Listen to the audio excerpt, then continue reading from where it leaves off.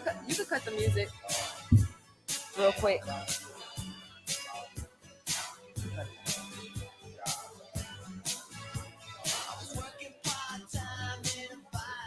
When I say I go, you say I may. I go. I go. That is a simple ask and a request for your attention. I know that we are sidebarring and we're mixing and mingling and networking, and that's exactly what I want to happen. However, because we do have to get out of here in a couple hours, we're going to go ahead and get started. Is everybody okay with that? Awesome. Did everybody grab a mimosa to just kind of welcome themselves? Or orange juice? So it just occurred to me that everyone doesn't know what the mimosa is. A mimosa is champagne and orange juice. It's typically served at brunches, but we do have orange juice. We do have water for those of us who don't or drink mimosas or alcohol or anything like that.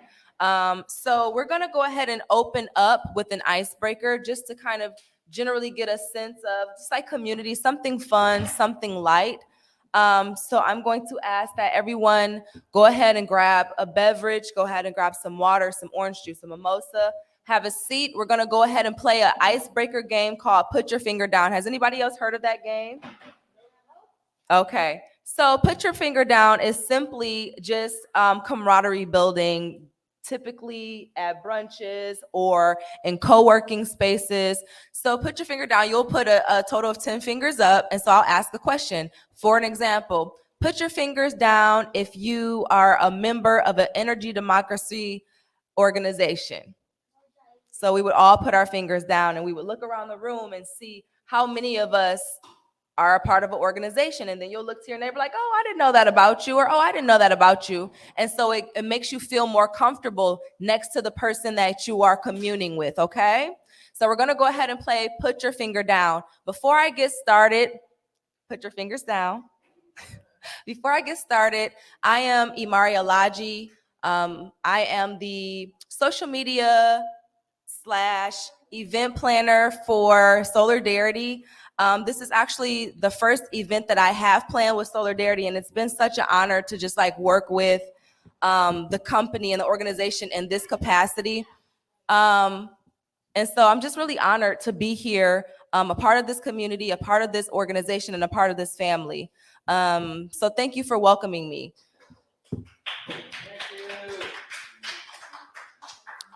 Big shout out to Kari Frazier and his team for doing all of the tech prepping, programming, speakers, microphones.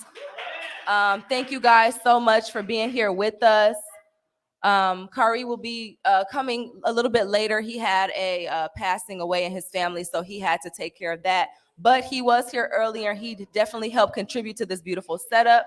Shout out for the Soul team for helping me with putting everything together. I really appreciate you all. Shout out to Mama Shamika for, continuing to allow this organization to thrive and for it to be what it is today. Layers and, it's just layers of beauty and layers of unraveling and layers of understanding what this work is about. So we appreciate Mama Shamika for that. A couple of things to note. So after Put Your Finger Down, you are more than welcome to just grab food and go. We decided to go with the Paper Plate Dining Company, which is a BIPOC company who is here in the city of Detroit. They specialize in individual, so during COVID, a lot of people wanted to do stuff, but it's like, okay, how do we do it COVID friendly? So I'm always going to go with the COVID friendly option. I know a lot of people like to do the serve and all that. I'm like self-serve.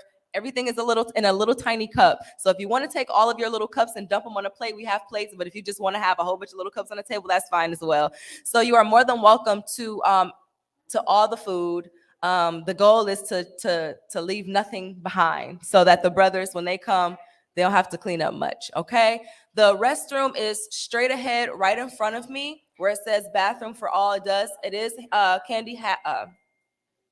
handicap accessible. Sorry, I know I couldn't brain fart. And then in case of an emergency, if someone's in there, there is a bathroom in the dressing room. We are trying to steer clear of that.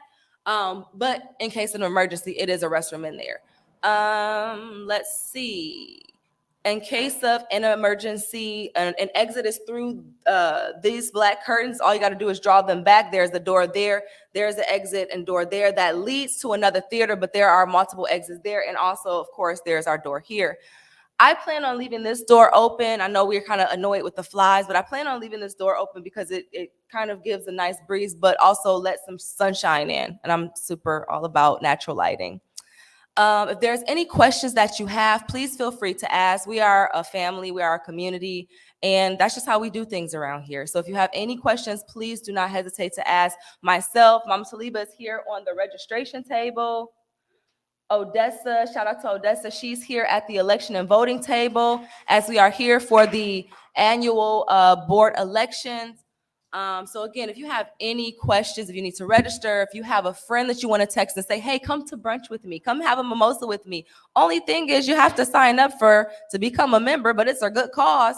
Text a friend, we have time. It's only 11:34. So text a friend to come and join you for some mimosa for brunch and to sign up for membership, okay? It's not too late.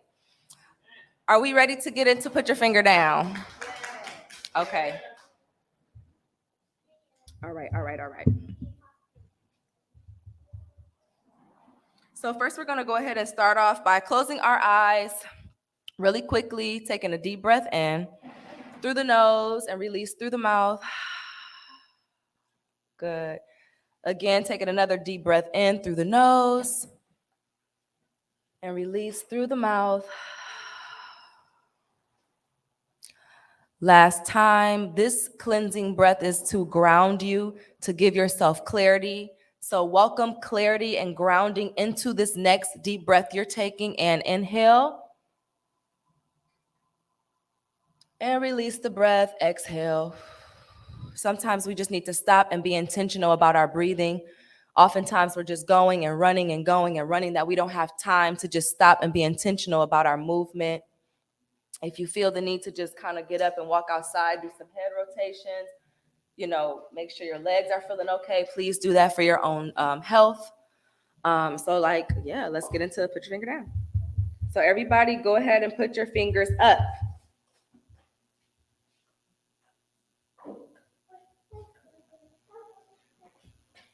Everybody got their finger up? Okay. So this game is meant to be fun, not dry. So yes, laugh and look around and enjoy yourself while we're doing it. Okay. I'll start off with a funny or silly one or whatever. Put your finger down if you've ever watched Game of Thrones. Now raise those hands high so we can see those fingers. All right. So you're looking across the room to see who's your Game of Thrones fans and like minds. Put your finger down if you like solving puzzles. Look around. Make sure you hold space for everybody that likes solving puzzles. Put your finger down if you like to exercise. And that includes walking, that includes yoga, that includes stretching on your couch. That's still body movement. Put your finger down if you are a Solidarity member.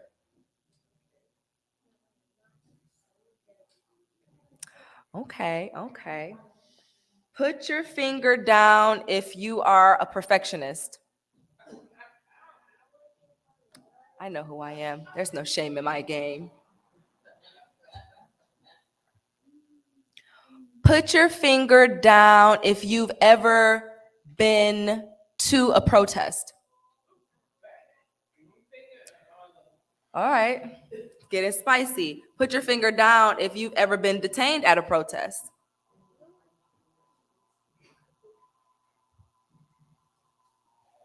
Put your finger down if you've ever been camping.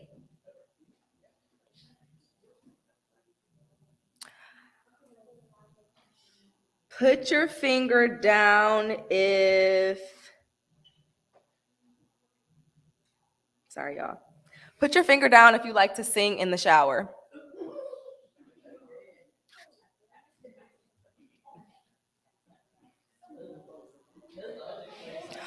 Put your finger down if you've ever had an issue with DTE.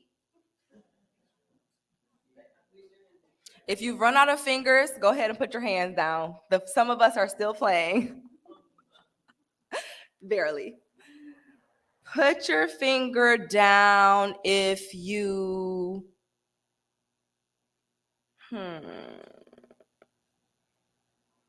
Put your finger down if you... I don't know. Give me a put your finger down pertaining to... Put your finger down if you have solar panels on your house and or apartment. Put your finger down if you live in a neighborhood that has solar streetlights. All right, Mama Kanka, you go ahead and put your fingers down, Henny. Put your fingers down. Okay, so there's a couple of us still playing. A few more, put your fingers down. Put your finger down.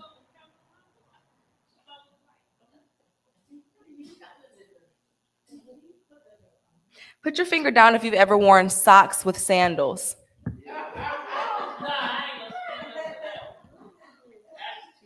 So if you've ever, whether it was one time or no time.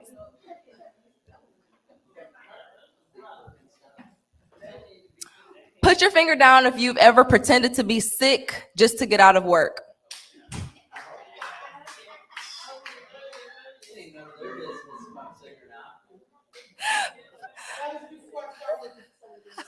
Good answer. Good answer, Mama Michelle. Good answer.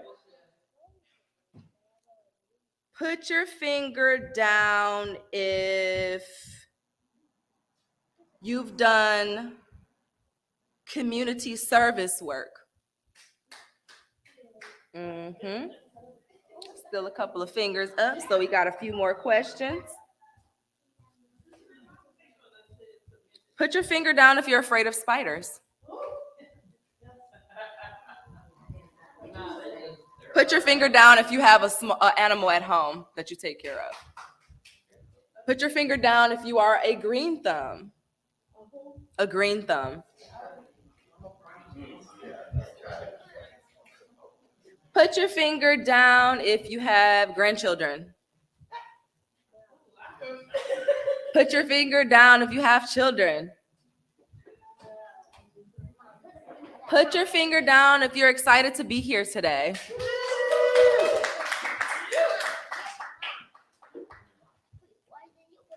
Because my fingers are already down. All of them. I've done all the things.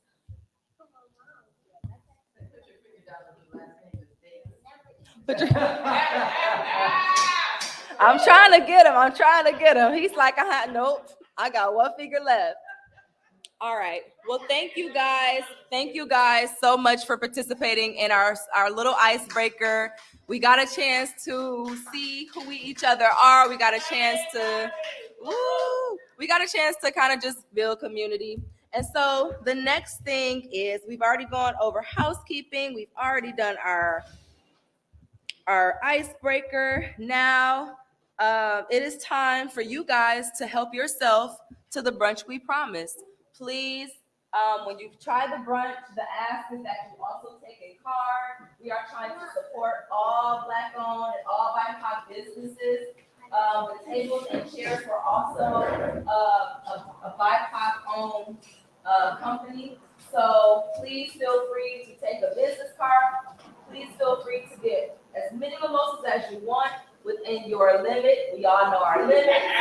And also, please feel free to go ahead and get your food. Again, it's self-serve, it's COVID-friendly, and enjoy yourself. We're going to go ahead and turn up the music, and then in the next 5 minutes, we're going to go ahead and get started for a run show.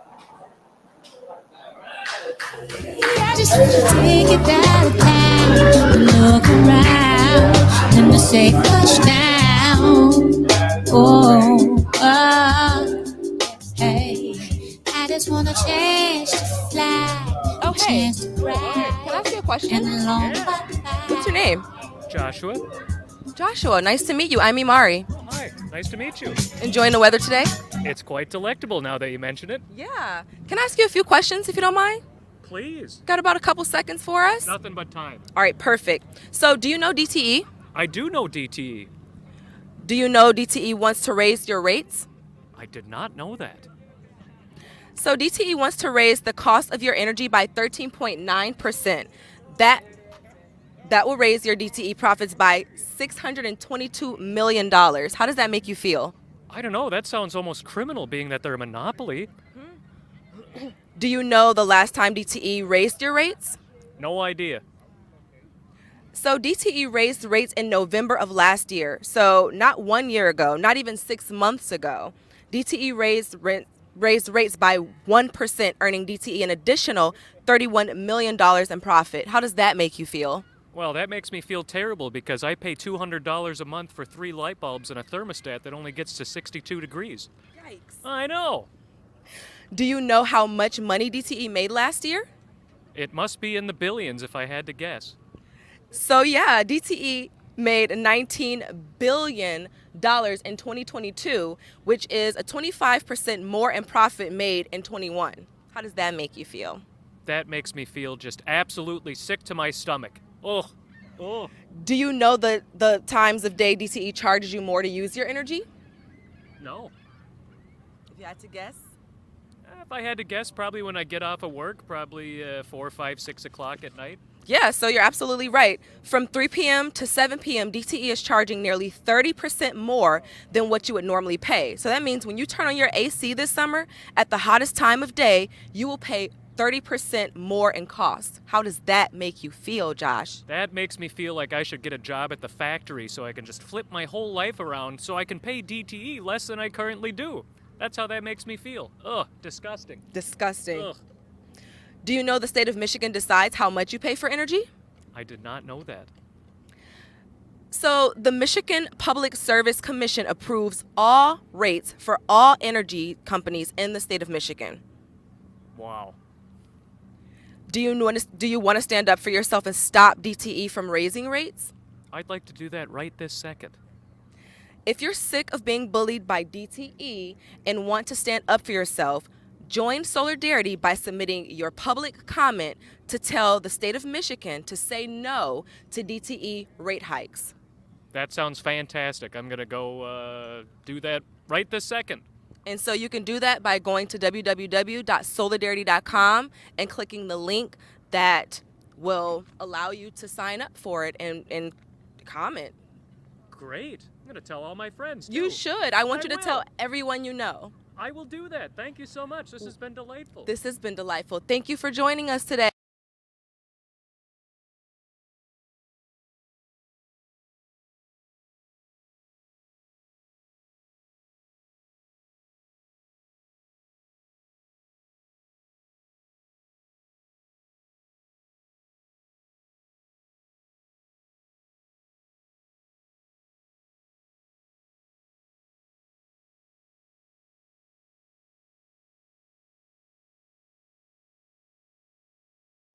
It's really important for our community to have these types of things in place.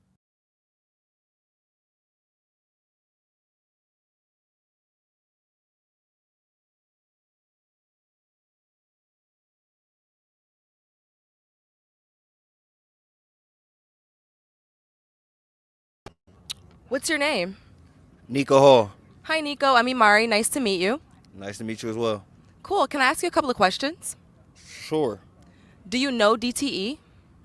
Unfortunately. Do you know that they want to raise your rates? You're not about to ask me for no money, are you? I am not. Okay, cool. Yeah, no, I didn't know that. DTE wants to raise the cost of your energy by 13.9%. That will raise DTE's profits by $622 million. How does that make you feel? That's triggering, not gonna lie. It's triggering, right? Yeah, that's extremely triggering. Do you know the last time DTE raised your rates? Is that why they sent me the email this morning?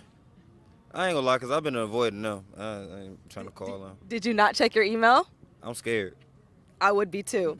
DTE raised rates in November of last year, not 1 year ago, not 6 months ago, not even 6 months ago. Think about that. DTE raised rates by 1%, earning DTE an additional $31 million in profit. How does that make you feel? That's right around the time I just gave it all to God. Yep, that's right around that time, and he been taking care of it ever since. Word up. Yep, Do you know how much money DTE made last year? more than me.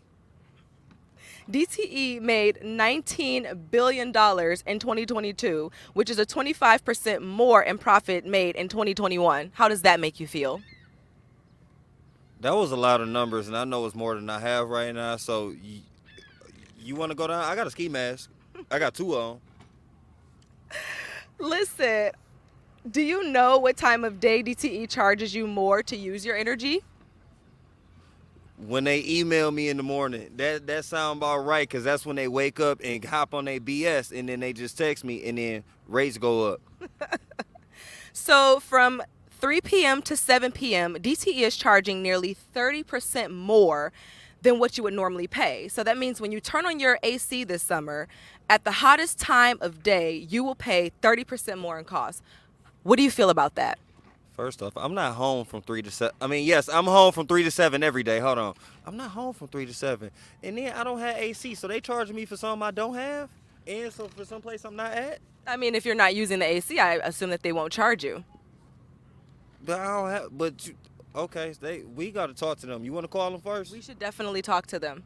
Okay, cool. Do you know the state of Michigan decides how much money you pay for your energy? Wait, hold on. So they can't do that, though. Because how you going to play God and then just make me pay with what's already written because you said so? So Michigan Public Service Commission approves all rates for all energy companies in Michigan. Did you know that? Man, that's outrageous. Do you want to stand up for yourself and stop DTE from raising rates? Of course I do. Yeah, I do. I'm actually mad about it. I just got to be civil because of where we at. Well, if you're sick of being bullied by DTE and want to stand up for yourself, join Solidarity by submitting your public comment to tell the state of Michigan to say no to DTE rates. You want the ski mask? No, I'm sure, because I got it with me. Like, we could do this. We're going to handle it in the most peaceful way possible by going to www.solardarity.com and signing up by submitting your public.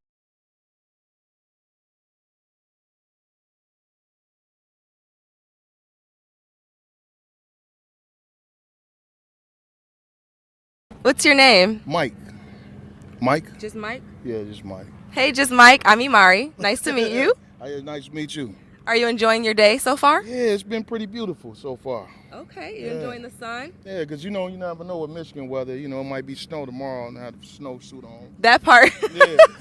I just want to ask you a couple of questions. Is that okay? That's cool. That's All cool. right. Do you know DTE? Yeah, I do know them. Unfortunately, I know them. Okay. What type of relationship would you say you Terrible had? relationship, like a baby mama that we don't get along. I don't want to talk to you. That kind of. She busts my car windows out and all that type of thing.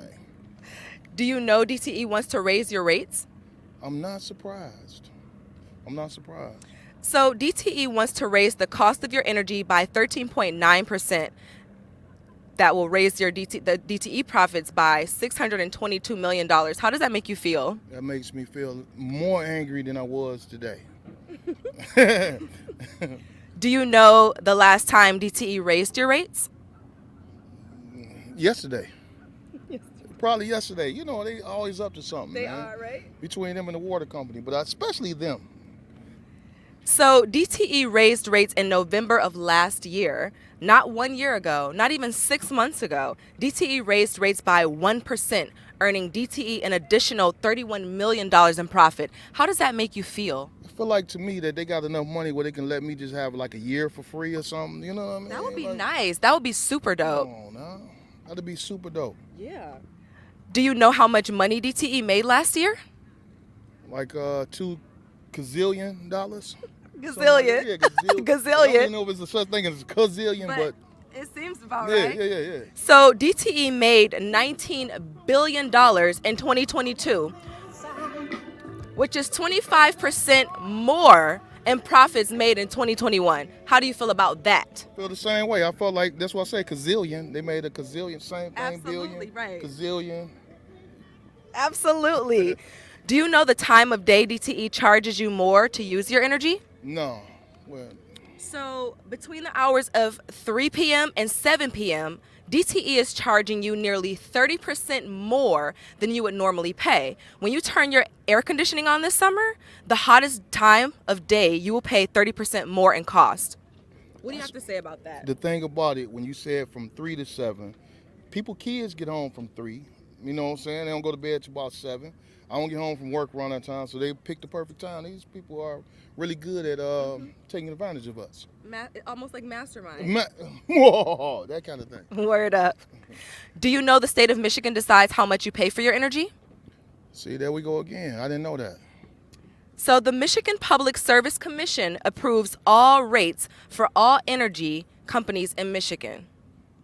I need to see when God was like, let there be light. I felt like they was around there somewhere like, yeah, here we are too. Like, hey, us, you know. Us too, Yeah, us too.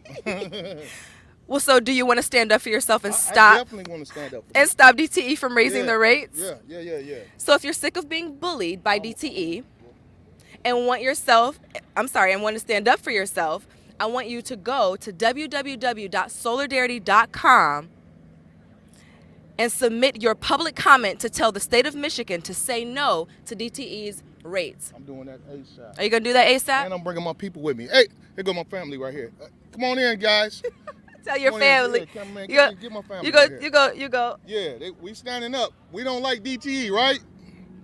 They're probably There we go. Yeah, they don't know. They're probably not from here. Yeah, but we don't like DTE. Well, thank you so much, Mike, for taking a little bit of your time out of this beautiful day to sit and talk with me or stand and talk with me. Yeah, I appreciate it. Thank y'all for having me. It was well worth it, though. I'll be over here on the side so we can figure all this out. Absolutely.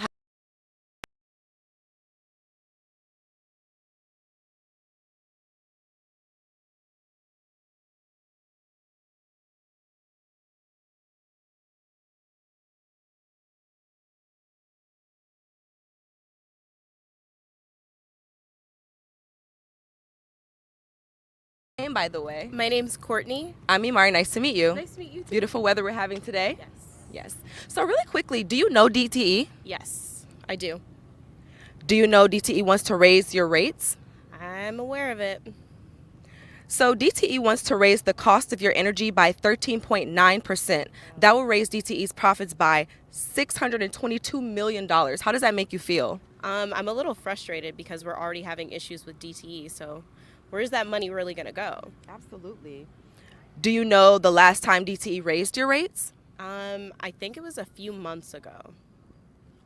So DTE raised rates in November of last year, not 1 year ago, not even 6 months ago. DTE raised rates by 1%, earning DTE an additional $31 million in profit. How does that make you feel? Can I get a cut? Like, Word up. Do you know how much money DTE made last year? I have no idea. So DTE made $19 billion in 2022, which is 25% more in profits made in 2021. Wow. Do you have comments on that? That's a lot of money. Again, it's a lot of money, and we're not seeing a lot of changes with the energy. Like, there's so many outages. Where's all the money going? Do you know the time of day DTE charges you more to use their energy? I do. It's between 3 p.m. and 7 p.m. Absolutely correct. So from 3 p.m. to 7 p.m., DTE is charging nearly 30% more than what you would normally pay. And when you turn on your AC this summer at the hottest time of day, you will pay 30% more in cost. What does that do for you? Make some changes at home. Word up. Do you know the state of Michigan decides how much you pay for energy? I did not know. So the Michigan Public Service Commission approves all rates for all energy companies in the state of Michigan. Wow. Do you have comments on that at all? I'm looking like it's time to bring those rates down. Yeah. Is there a way that we can make Well, that happen? do you want to stand up for yourself and stop DTE from raising rates? Absolutely. Absolutely. So if you're sick of being bullied by DTE and want to stand up for yourself, I suggest that you join Solidarity by submitting your public comment to tell Michigan and the state of Michigan to say no to DTE's rate hikes. I'm in. I'm all about it. Okay. Do we have a person we're gonna sign up today? Absolutely. All right. Well, thank you for your time. I know you want to enjoy this beautiful day, and I will see you soon. Thank you. It was nice to meet you. It was too. good meeting you.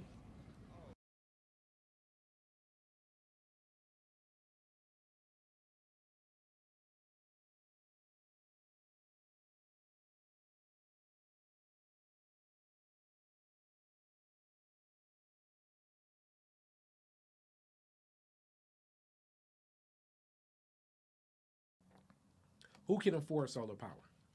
Everyone can afford solar power.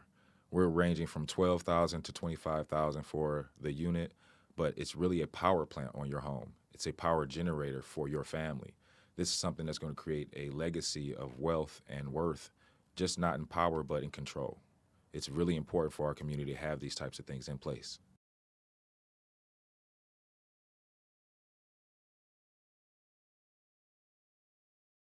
Solar power for my home. Solidarity will walk you through that entire process. We have great partnerships with Midwest Renewable Energy Association, MREA. We also have partnerships with SEAL and Distributed Power.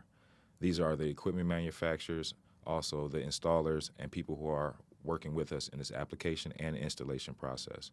It's a huge task to make sure our entire community is educated on what's coming into their community, and also be the ones to put that energy in and put that technology in.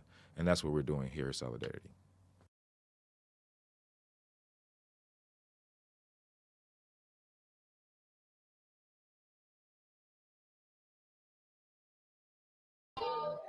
Okay. All right. So I'm gonna give. Oh, what's up, Jackson?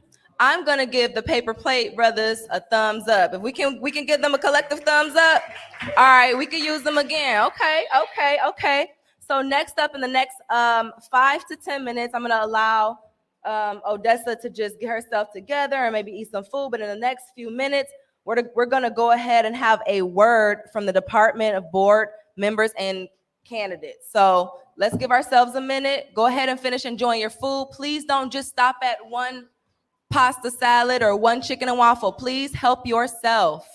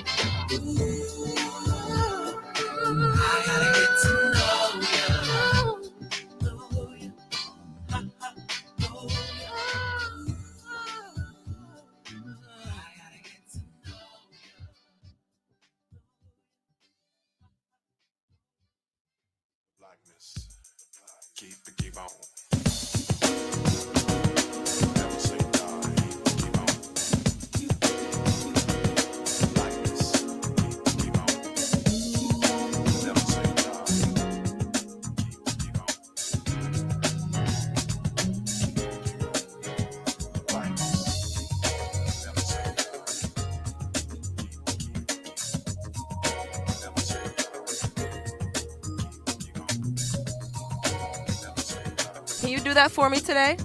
Yeah, and I'll see y'all there too. Absolutely. Thank you for your time. Enjoy the rest of this beautiful day.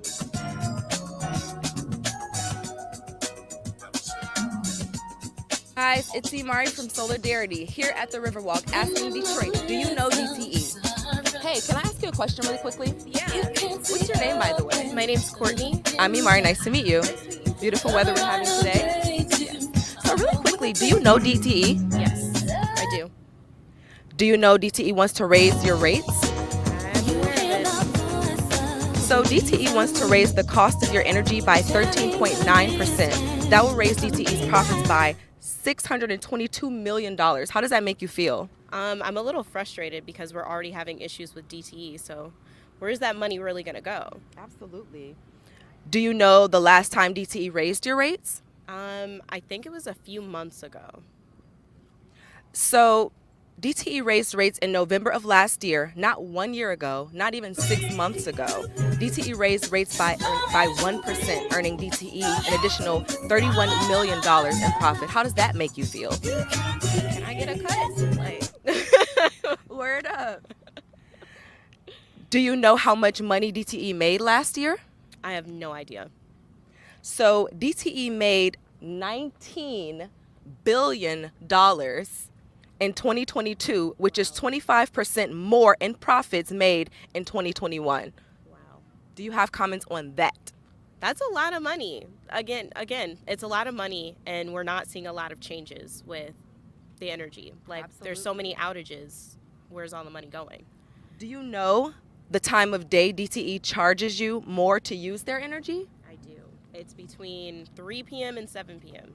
Absolutely correct. So from 3 p.m. to 7 p.m., DTE is charging nearly 30% more than what you would normally pay. And when you turn on your AC this summer at the hottest time of day, you will pay 30% more in cost. What does that do for you? Make some changes at home. Word up. Do you know the state of Michigan decides how much you pay for energy? I did not know. So the Michigan Public Service Commission approves all rates for all energy companies in the state of Michigan. Wow. Do you have comments on that at all? I'm looking like it's time to bring those rates down. Yeah. Is there a way that we can make Well, that happen? do you want to stand up for yourself and stop DTE from raising rates? Absolutely. Absolutely. So if you're sick of being bullied by DTE and want to stand up for yourself, I suggest that you join Solidarity by submitting your public comment to tell Michigan and the state of Michigan to say no to DTE's rate hikes. I'm in. I'm all about it. Okay. Do we have a person we're going to sign up today? Absolutely. All right. Well, thank you for your time. I know you want to enjoy this beautiful day, and I will see you soon. Thank you. It was nice to meet you. It was too. good meeting you.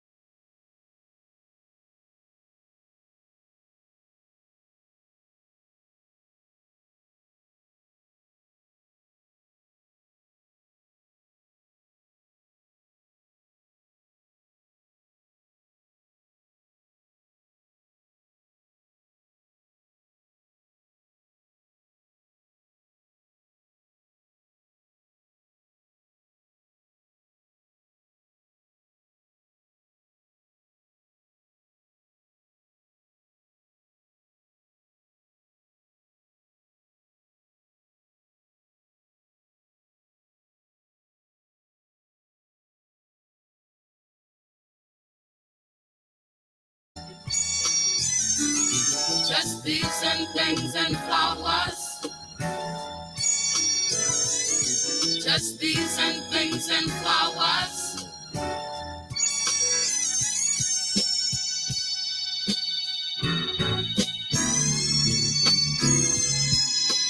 My life, my life, my life, my life in the sunshine. Everybody loves the sunshine.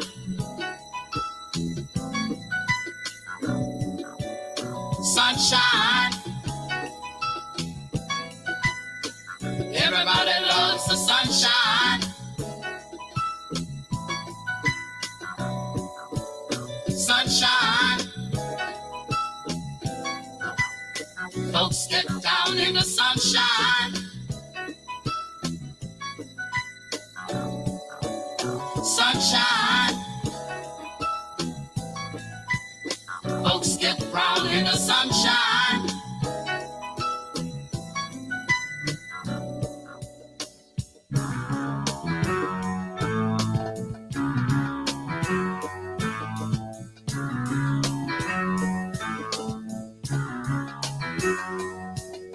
Feel what I feel when I feel what I feel when I'm feeling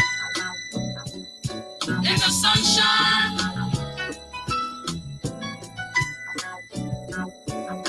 Feel what I feel when I feel what I feel when I'm feeling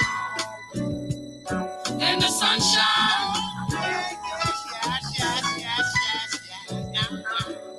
Do what I do when I do what I do when I'm doing in the sunshine.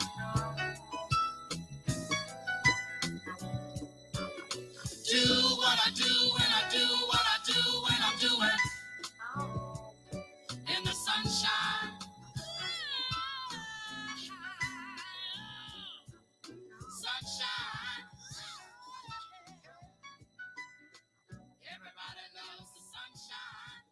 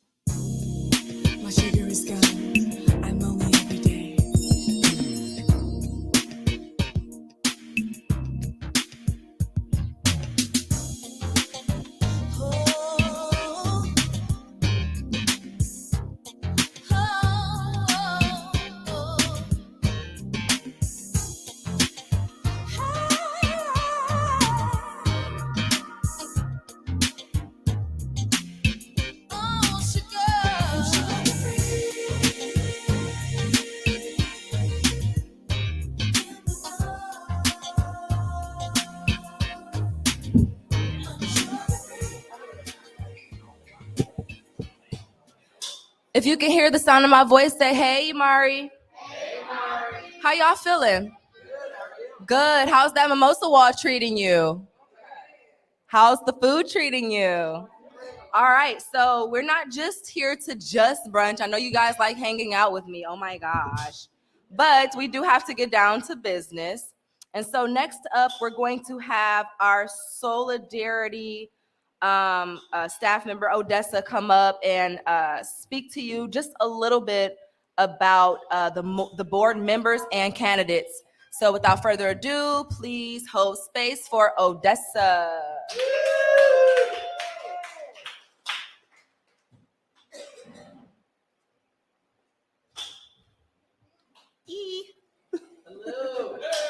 Hi, everyone. My name is Odessa. I use she, her pronouns. I'm the Human Resources Manager at Solidarity. Been with the organization since July of 2021.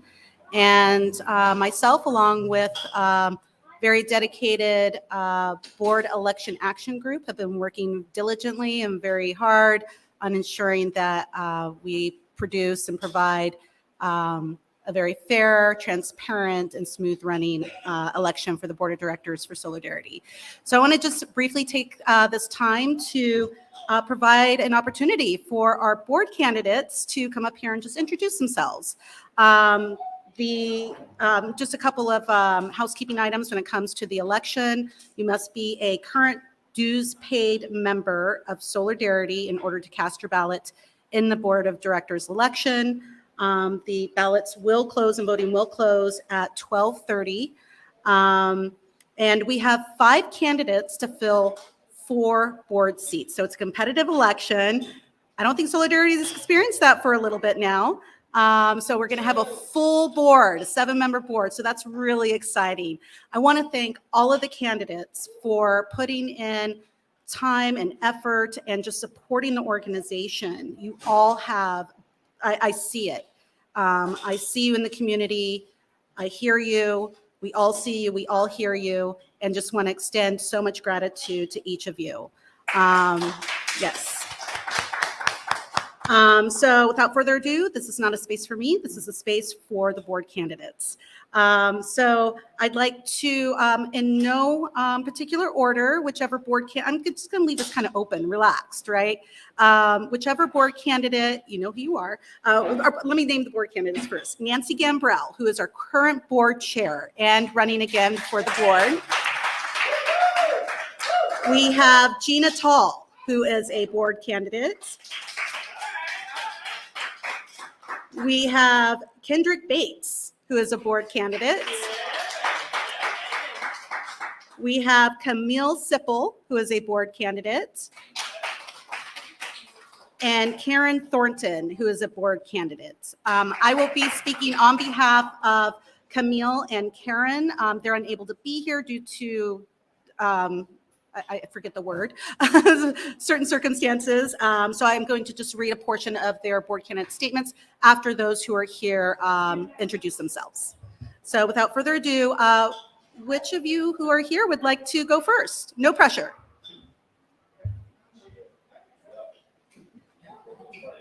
Okay, first up is Nancy. Give it up for Nancy.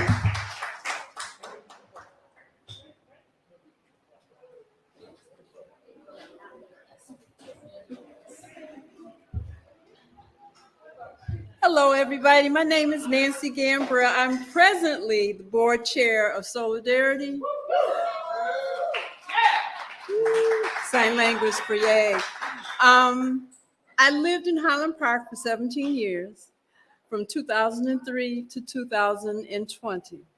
I worked in the community for those many years, doing different things. I've been on board since 2019, and this is my last term. And on behalf of the board of directors, I want to say thank you to everyone for coming out. Thank you.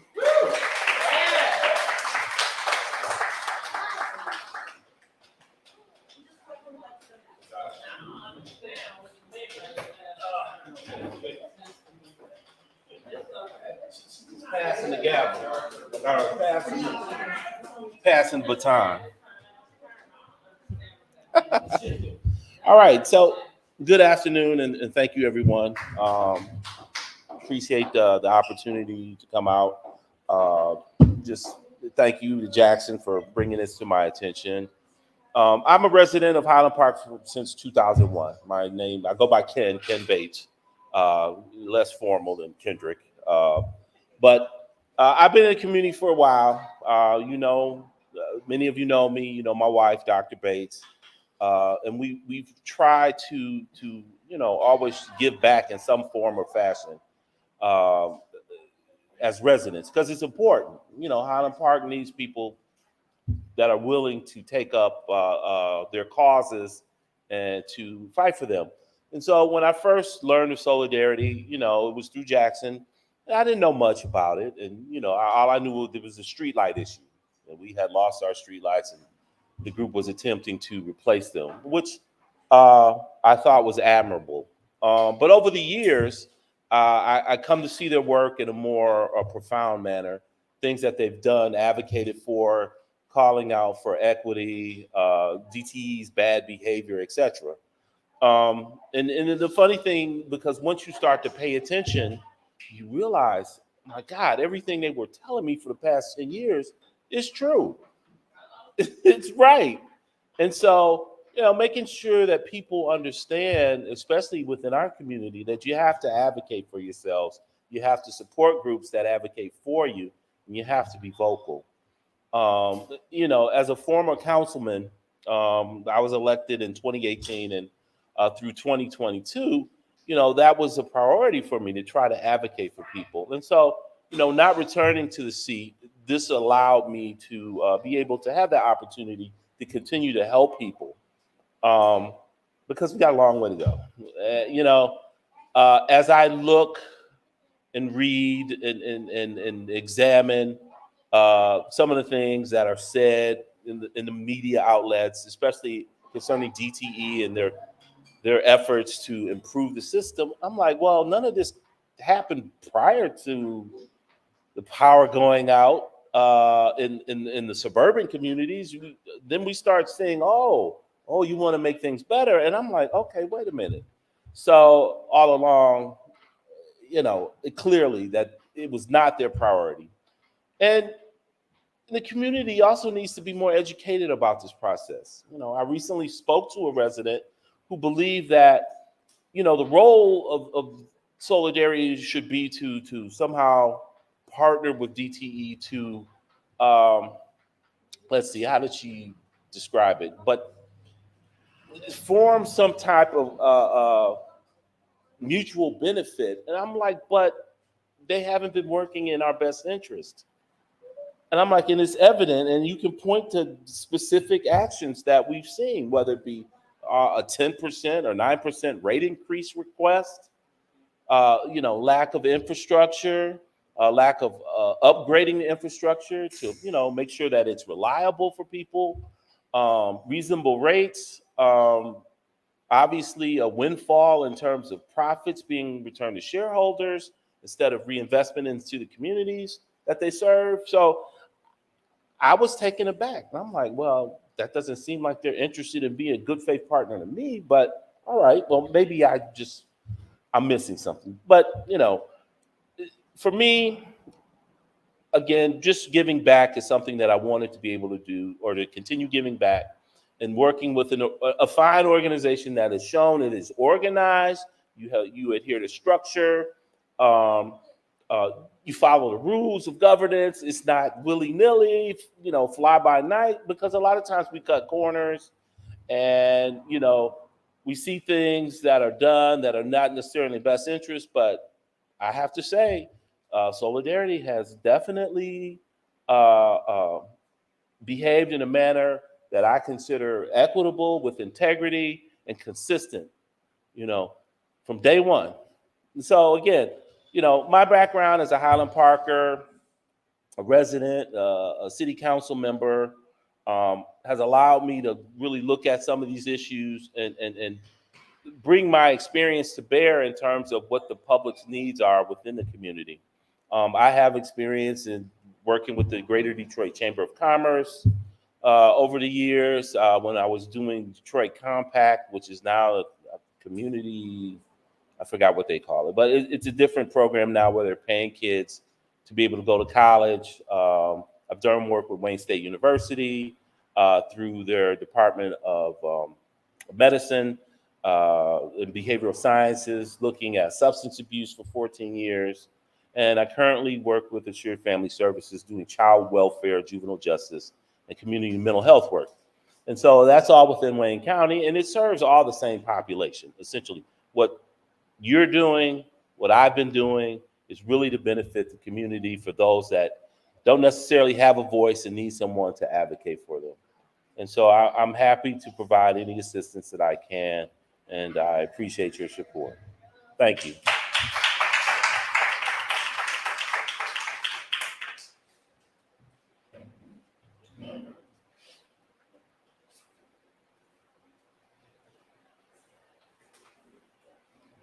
Good afternoon. My name is Gina Tall. Can you hear me? Gina Tall, one of the candidates, board member candidates. I want to thank our distinguished board of directors, this wonderful, wonderful group of people for coming out. Really happy to have this opportunity to come back to Highland Park and give back. I wasn't born in Highland Park, but I was raised in Highland Park on Winona Street. And on Winona Street, there's Thompson on one end and Barber on the other. And I had the opportunity to live there when Chrysler headquarters was on the other end. So Highland Park did me really, really good as far as the culture, a great education, and I'm very happy that my dad moved us to Highland Park. He's very proud to see me standing here. He's no longer with us, but he would be very proud to have me be a part of this great movement. I believe in moving into rooms where you don't sound like you're bragging. And this is one of those rooms because when I share a little bit about my background, it's still not going to be enough because you all have cultivated the relationships that we need. You've done a lot of the work and have gotten this whole movement started all across the country, all across the world. And Highland Park is on the map because of the work that you've done.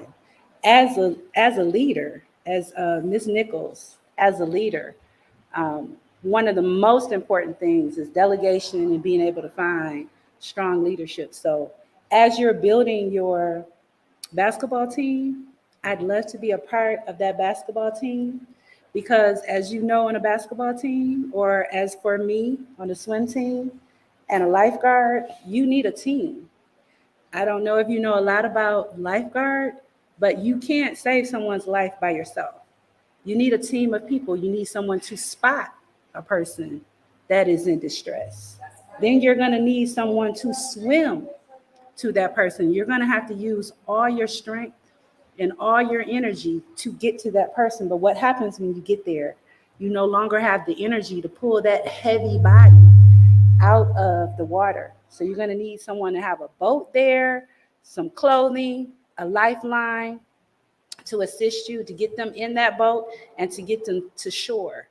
And that's a whole team. And swimming for me, an all-city swimmer in Highland Park, a lot of that taught me how to save myself, how to save other people, how to save cities, how to save organizations, how to save people from tax problems as a business and tax officer.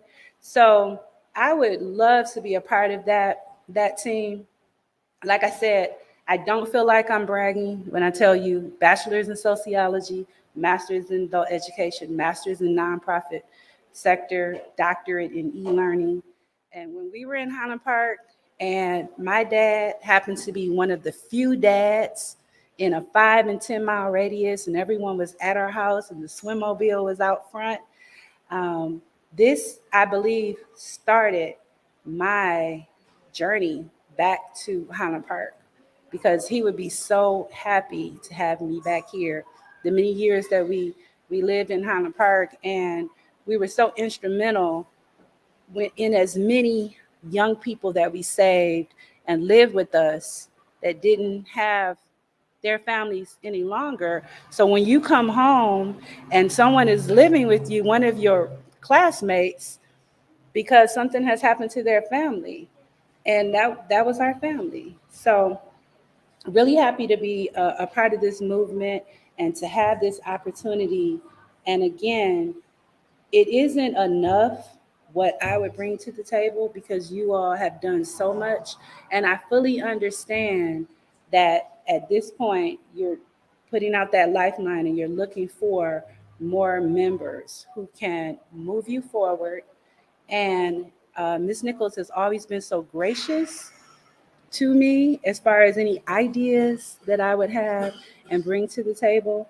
And what I'm looking for is that culture and that environment where I can bring all of my energy, because as you know, we are all energy, and I am attracted to your energy.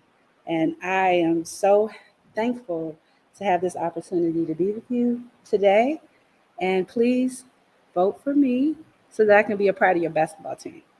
Thank you.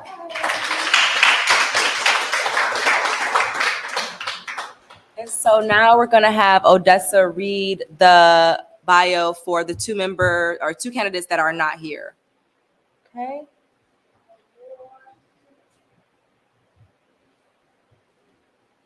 Thank you, Amari.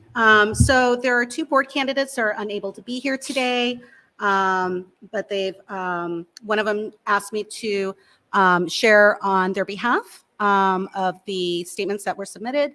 And so I wanted to make sure to offer that same opportunity to the other candidates. And so I'm reading on their behalf. This is, in their words, when I say I, it's not me. It's so this statement is from Camille Sipple, who currently resides in Playa Vista, California.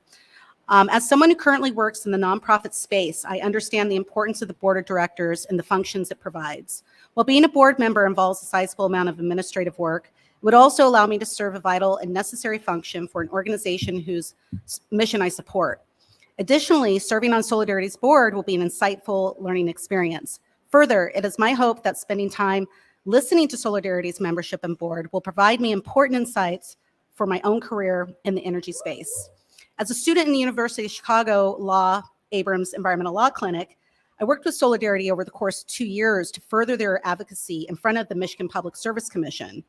Through that experience, I was able to get to know Solidarity's staff and mission. I was also able to have conversations with community members about their own experiences with electricity in their community. Due to my past experience working with Solidarity through the Abrams Environmental Law Clinic and my current legal career, I understand Solidarity's Michigan Public Service Commission advocacy in the broader legal and corporate sphere, which impacts the energy system. I also hold various relationships in the space that could serve as important connections or resources for the organization. I volunteered as a board of directors intern for the Friendship Home, a nonprofit focused on helping survivors of domestic violence find physical and emotional safety. Through that experience, I learned the importance of process, being involved in the organization's activities, and staying engaged with the decisions at the board level. These experiences will help me be a productive and active member. So that was Camille Sipple's statement. The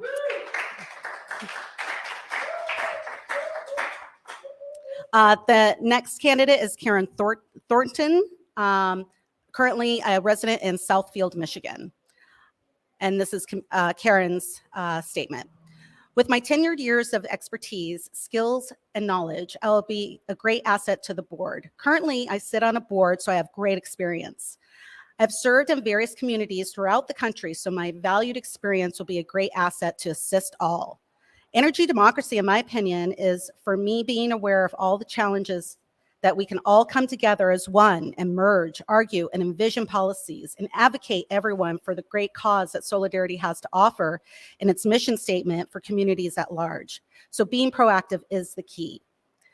I've attended the 3 focus groups and the MREA Solar Training Academy, which is partnered with Solidarity. Also, I plan on taking the certification so I may begin installing solar panels to individuals and companies. I'm a tenured federal government employee as well as an entrepreneur, Detroit Delivers. and nonprofit elite entrepreneurial women with many years of expertise, knowledge, and experience in just about every area an entrepreneur encompasses in the state of Michigan and other states and countries. Also, I've been awarded a Spirit of Detroit Award, State of Michigan Award, and Facilitator for the Army. And that's Karen Thornton's statement. Thank you. Again, I just want to thank all of the candidates for supporting Solidarity and the community, and for all the work that you put in to be a part of this election. Just extending a huge amount of gratitude to each and every one of you. And voting has now closed. So it's closed. It's closed. 12:30, it's closed. Yeah. Yes. Yeah, I believe the majority has. Yeah. Yeah. Yeah. So now I'll pass it over to Shamika. No, Amari. How's everyone feeling? No, seriously, how are you feeling? Good, good. Okay. No, I just want to know. It's the middle of summer. Okay, so next up, we're going to have Raphael come and do a quick thank you to our 2023 major donors and partners. But before that, I want to give a big congratulations to Raphael, because he and his partner just took a leap into the next level and chapter of their life. But also, Raphael had a birthday at the beginning of the month, so we want to uplift that as well. He's done such wonderful work with Solidarity, so we want to go ahead and give him a big round of applause.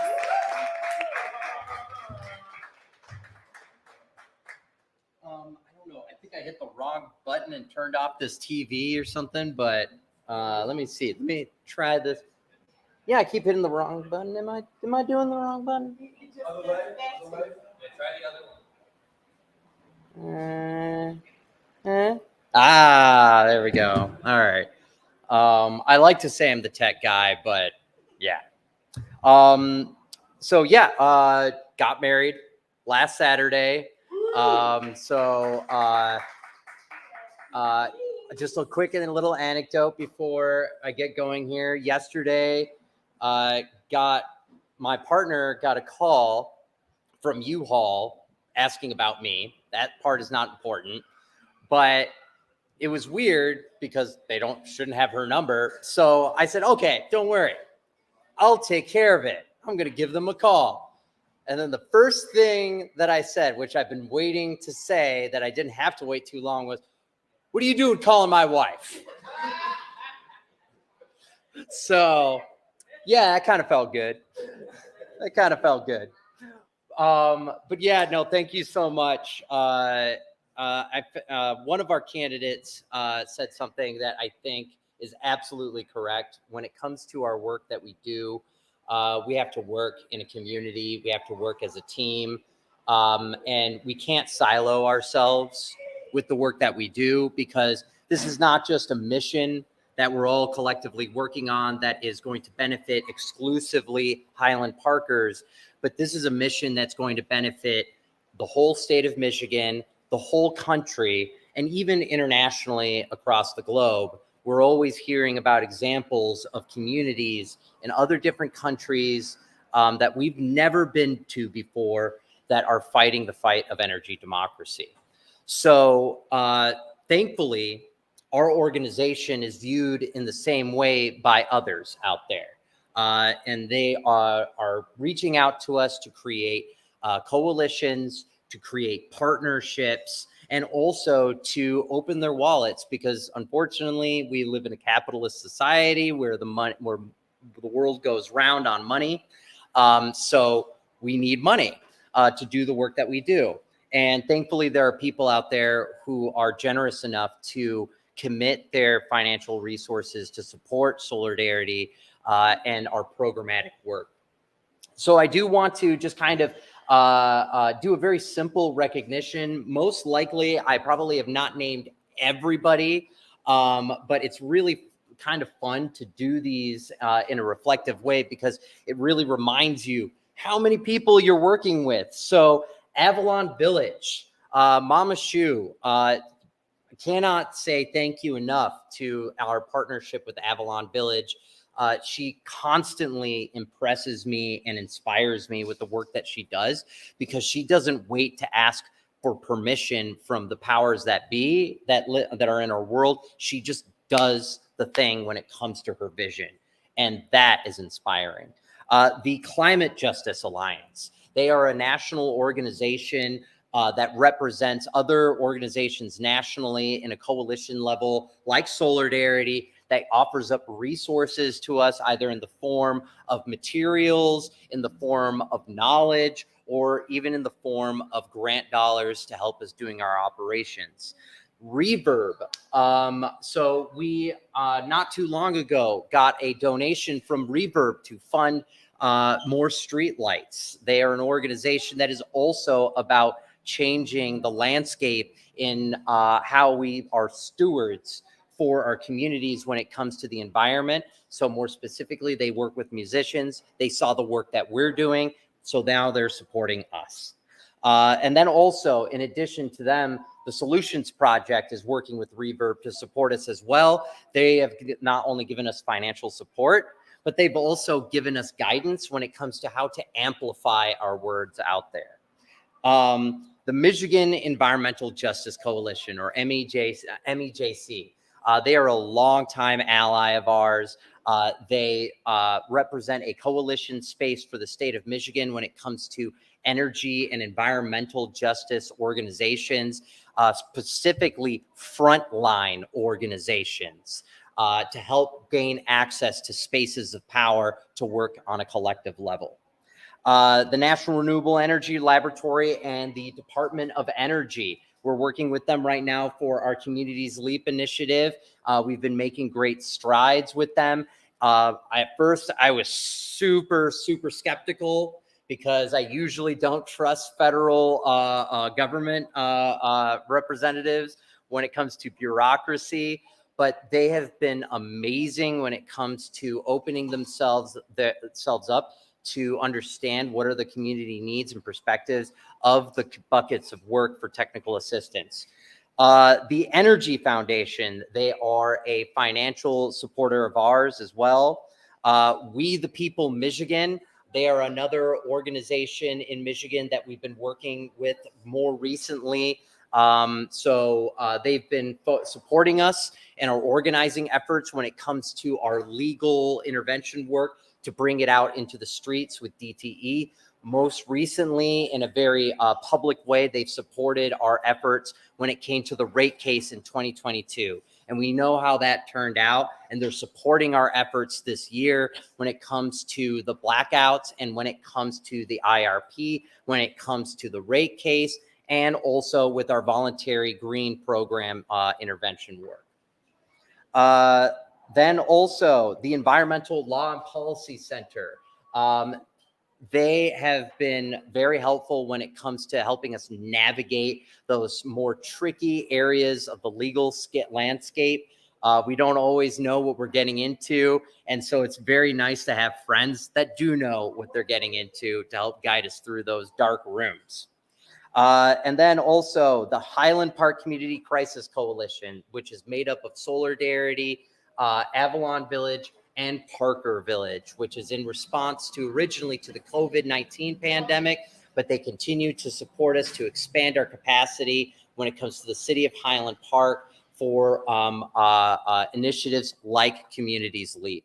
Speaking of Parker Village as well, Juan Shannon, he's been supportive of us numerous times before, and we're looking forward to working with him to opening up yet another space like Avalon Village to be a safe haven of resiliency and sustainability.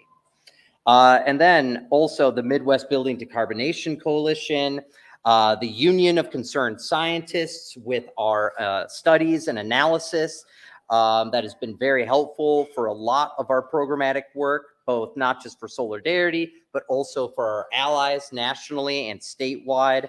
The Porter Family Foundation, Tom Porter, has been working to not only bring his dollars into our organization, but also to advise us on how to expand our work in the philanthropic community.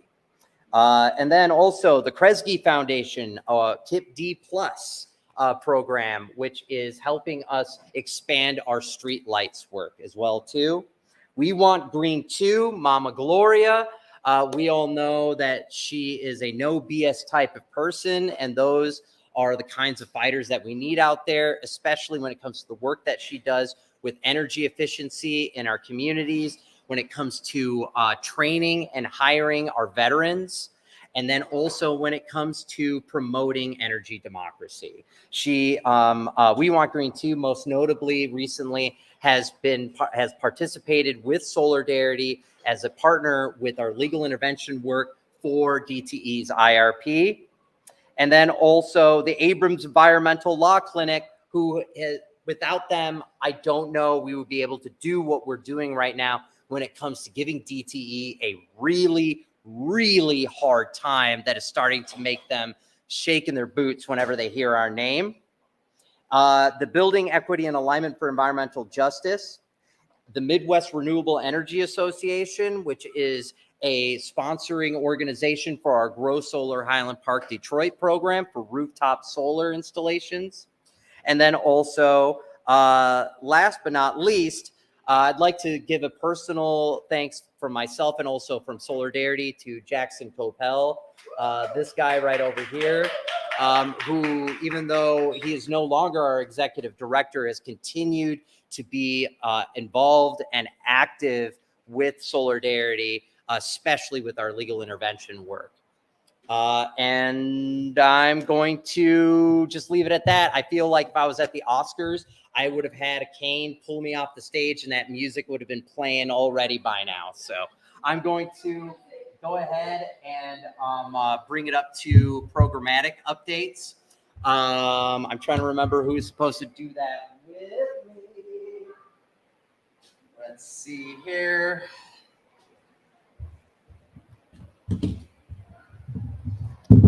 All right. Who has the run of show up right now? Who's supposed to be doing this with me at the moment? Okay, you do your thing. You do your thing. No worries, because you're going to come back up here just very, very soon. How's everyone feeling? Good. Everybody had enough to eat? Yes? Yeah? Yeah? Okay, cool. Make sure you hydrate. Some bottles of water back there. It is getting a little stuffy in here, so if you need to take a moment to just like kind of relieve yourself, walk and get some cool air. If you need me to personally fan you, I will. But also about the RCV system, that's you. Yes. So we're going to go ahead and finally welcome Shamika for the first time up to the podium today. And yeah, we're going to keep the ball rolling.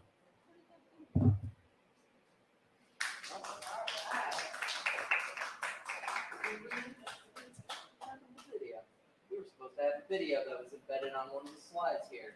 We'll pull it up right now. Okay. Hey, everyone.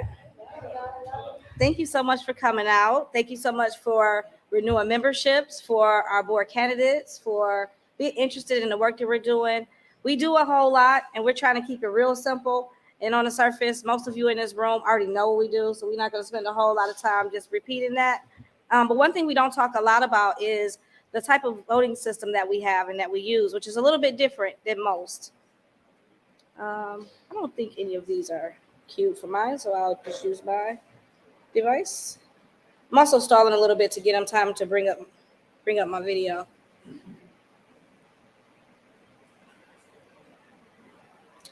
All right, so Solidarity, Jackson says from the beginning of time. I only remember about 2019, but I have mommy brain, so I don't know. It's been so long, right? But Solidarity decided to implement ranked choice voting. So ranked choice voting, and I really appreciate you, Ken, for uplifting the fact that one of the things that makes Solidarity unique is that we embed governance in our organizing as well. It's not just radical organizing. It's not just social justice in some of the ways that you've seen it enacted, especially since COVID. But we decided to use a system that was more democratic. Where am I at? We use ranked choice voting as our system for annual Solidarity Board of Director elections. Ranked choice voting can also be identified by the term single transferable vote. Can you all hear me? Okay, so I can't tell if I'm in between the mics and it's picking it up, or if I need to be to one more. Testing, testing. Is that louder? Okay, because I can't hear it. The term ranked voting, also known as preferential voting or ranked choice voting, single transferable vote, or instant runoff voting, improves fairness in elections. This type of process pertains to any voting system where voters use a rank to order candidates or options in a sequence from first, second, third, oh, now I hear it, and onwards on their ballots. Ranked choice Ranked choice voting gives voters more say in who gets elected. Even if your first choice candidate doesn't win, you're still able to affect the outcome by supporting your second, third, fourth, or even fifth choice. Ranked choice voting makes our democracy more equitable and gives voters more choice at the ballot box.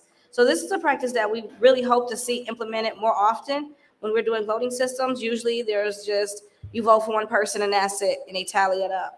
In this way, we get an opportunity to, one, express ourselves, because there was no way I could pick one candidate in this election and then many of the other elections. So I felt really included, and I felt like I was able to impact the outcomes of us having a really healthy, strong board. Are y'all queued up for the video yet? This is the time. Almost. 10 seconds. All right, in a minute, I'm gonna just start breakdancing. Okay, so let me just kind of go into what I was going to go into after we looked at a video. So we're going to watch like a 6.5 minute video, and it talks about ranked choice voting. And the reason why we are doing that in this setting is, one, it's a small setting, but two, education is the pillar of our mission. We always want to make sure we're leaving you with something new and some new information. So what Jackson and Odessa are doing over there is tallying up our votes. And the way that they're tallying up our votes is using a counter called Paul Lockett's STV counter. And there's a URL I can share with you if you're more interested in learning more about it. But it's a piece of JavaScript that calculates the results of an election using the single transferable vote process. It is based on the alternative vote calculator. The script uses, now this is the techie stuff, and my techie person just walked out the room, by the way. He would love this. This is why I even included this. The script uses weighted inclusive Gregory method for reallocating surplus votes. The quota for election is the number of votes divided by the number of seats plus 1, rounding up to 2 decimal places. At each stage of the count, if more than one candidate has surplus votes, the largest surplus will be transferred first. All ties are broken randomly. All right, so that's how we are voting. Let's watch a little video that probably explains this in a lot more digestible terms and graphics. Children, can you please sit down? Queen Lion is looking to make the elections in her animal kingdom more fair. Currently, she divides her citizens into ranges, each of which selects one representative to go to the General Council, which makes laws for the kingdom. But her citizens are unhappy, and it's easy.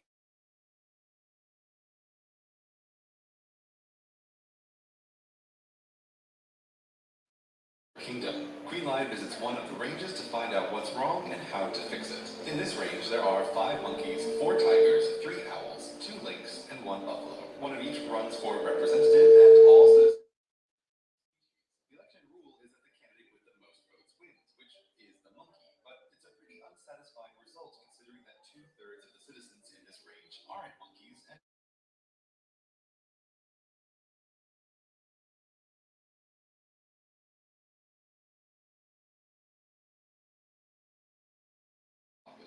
closer inspection reveals that the independent advisors hired to draw the range boundaries in the first place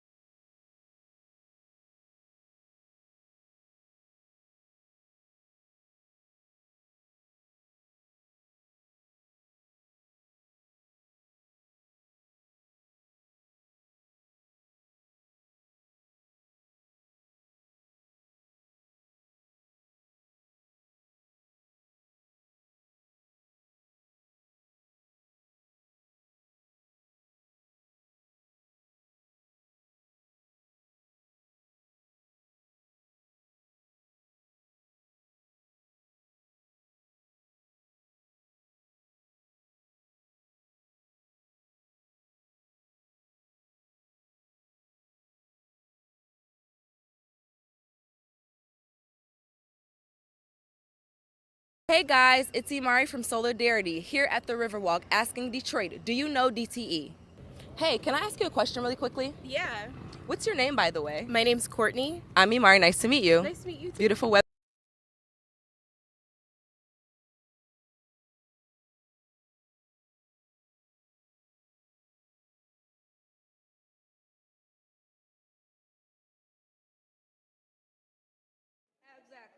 Exactly.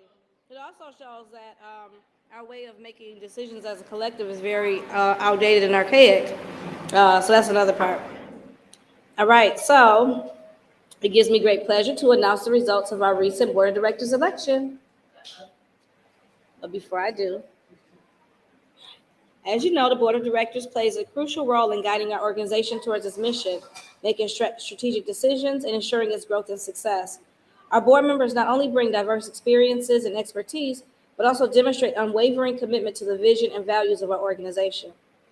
Before I announce the newly elected members, I want to take a moment to express my heartfelt gratitude for the outgoing board members.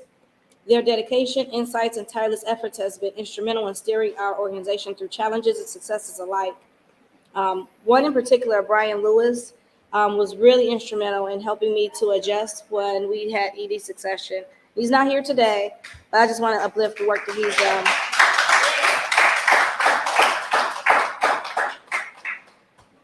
Now, without further ado, let me introduce you to our newly elected board members who will be joining our esteemed board of directors. Now, these were, I'm naming these candidates in order. Ken Bates.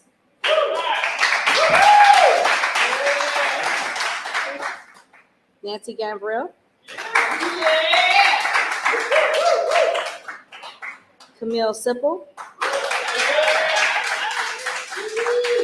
And Gina Tong. Our newly elected board members possess a wealth of experience and a deep understanding of our organization's mission. I have no doubt that their fresh perspectives and innovative ideas will contribute significantly to our future endeavors. With their guidance and support, we will continue to advance our mission and reach new heights of success. I would like to extend my heartfelt gratitude to everyone who participated in this election process, our members, our staff. Now we got to get a staff in hand. We have Miss Gracie, who is our only non-board, non-staff person. So let's make sure we give her a round of applause too. She always comes out. We have volunteers. We have our tech crew from Detroit is Different. And let's give a lengthy round of applause for the Board of Election Action Group.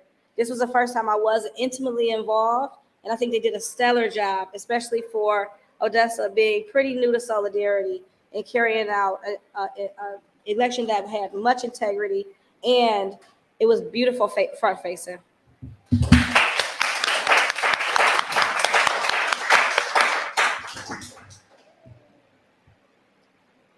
So the board election group consisted of Nancy, our board chair, Brian, our board treasurer, Odessa, our human resources manager, Jackson, Solidarity member, and myself when needed.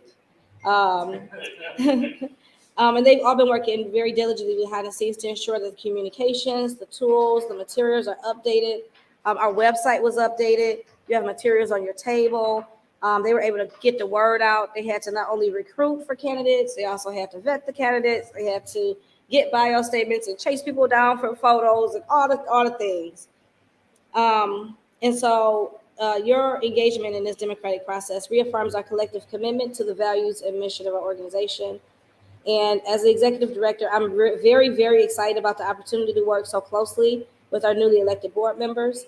I feel that together we will forge ahead, building upon a strong foundation laid by our predecessors and achieve even greater milestones for the betterment of our community and those we serve. So let's do one more round of applause. I really have y'all clapping so much so y'all don't fall asleep because it's starting to get hot and the food is set in and I'm getting tired. So I just want to announce that our next board of directors meeting will be held on Tuesday, August 15th. Excuse me. It'll be from 5:30 to 7:30, of course. Newly elected board, you'll get this in email. Our board of directors meetings are open to the public. So that means staff can come and join. You just have to give us a heads up so that we include you in on the calendar invites. We have a new platform that we use called Boardable, where we store all of our board documents. So if you ever have a question if something was passed or a question about any of our policies, you can always ask our board chair, or you can ask any of the board officers once they are elected. And you can always check back at solidarity.com/events. And that we've been just kind of using that URL. It's so much easier to remember than all the individual ones when we have our board meetings posted. And thank you all again for your presence today and your support. And let's continue to congratulate our newly elected board of director members and look forward to inspiring and successful journeys ahead. Remember, together we all make a difference.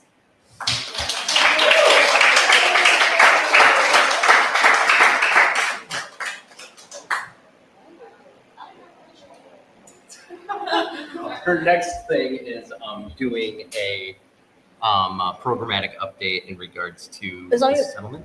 It's on And you. yeah. All right. Super excited about the new board candidates, and everybody did a great job today.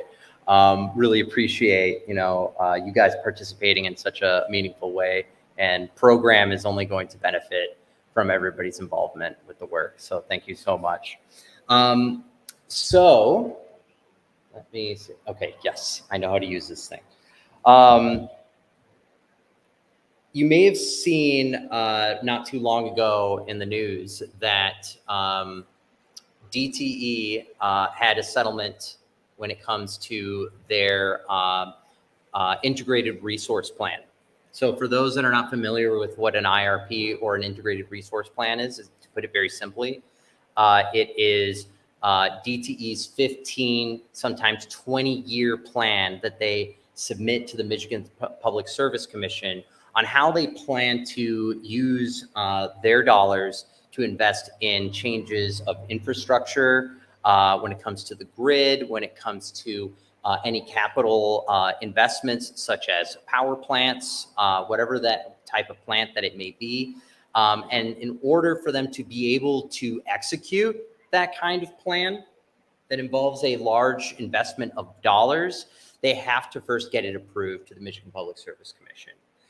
Historically, DTE and other large utilities in the state of Michigan, when they present these IRPs, they don't receive a lot of resistance, even though that a lot of times these IRPs don't always hold the best interests in mind for the communities that they serve. But that has been changing. Solidarity, along with other partners, have been challenging their proposals in front of the Michigan Public Service Commission. One of the organizations two of the organizations that I mentioned earlier when I was giving thanks to our partners and donors, one of them being We Want Green Too with Mama Gloria, decided to step up and stand with us to do a legal intervention against the IRP. And then also with the assistance, the backbone assistance of the Abrams Environmental Law Clinic based in the University of Chicago, day in and day out, they're providing the legal assistance that we need to submit paperwork, to help us craft arguments, to take down testimony. And they've done a phenomenal job this year. This is one of 3 cases that we are intervening in right now. Believe it or not, after last year, DTE literally not even 2 months after the first rate case, was decided, and they got nowhere near what they wanted in terms of a rate increase, they decided to file yet another rate increase. But instead of $300+ million, they are now asking for nearly $700 million to make up for the huge butt whooping that they got last year. We are challenging the hell out of that. Then also, the third case that we're challenging along with the IRP is the Voluntary Green Energy Program. As you know, DTE has been doing everything in their power to make it difficult for their customers and for residents in Michigan to start adopting easily alternative, clean, renewable energy sources for their homes or commercially or on a municipal level. The VGP program is going to, if the proposal that they're putting forward, we're trying to alter and challenge to make it easier for communities, especially like Highland Park, to be able to adopt community-owned solar. It's critical for health and for safety of our communities. But with the IRP, now that it has been settled through negotiations, and believe me, they were begging and pleading to bring us to the negotiation table, they have made some major concessions.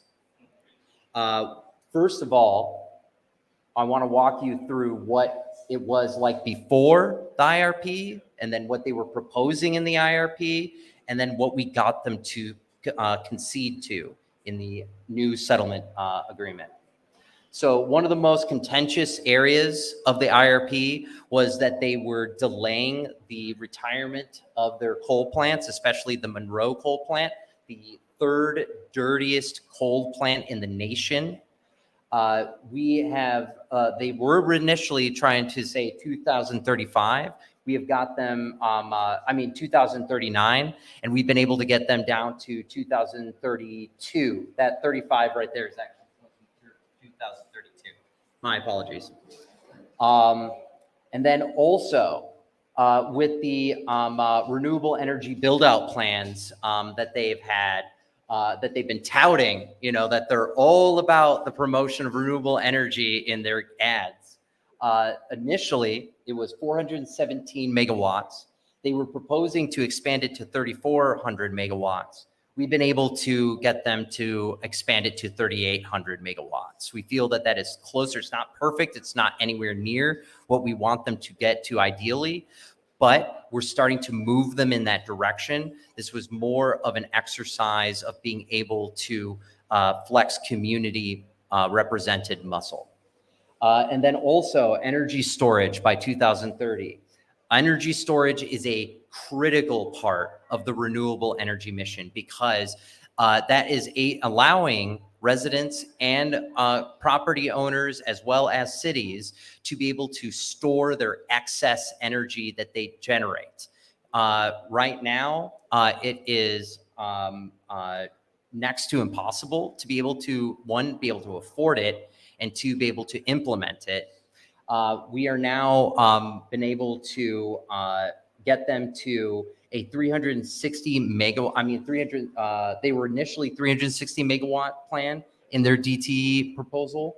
In our proposal that we've been able to get them to, it's now to 780 megawatts. That is going to significantly improve our abilities to increase the capacity, the people's capacity to store their excess energy and to not have to sell their excess energy back to DTE for only half the price that they charge us.